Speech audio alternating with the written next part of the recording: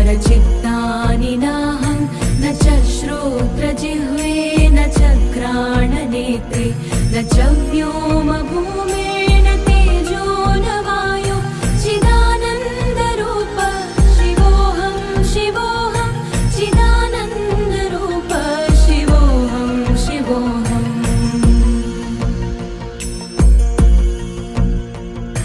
न च प्राणसंज्ञो न वै पञ्चवायु न वा सप्तधातुर्न वा पञ्चकोश न वा पाणिपादौ न चोपस्थपायु चिदानन्दरूप शिवोऽहं शिवोऽहं चिदानन्दरूप शिवोऽहं शिवोऽहम्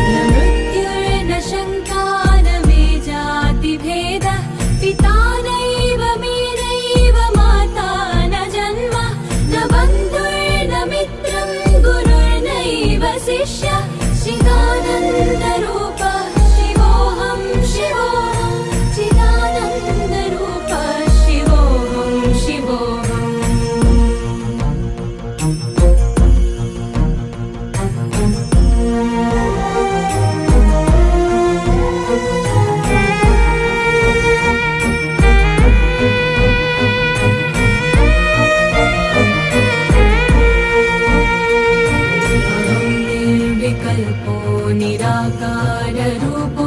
विभुत्वा च सर्वत्र सर्वेन्द्रियाणां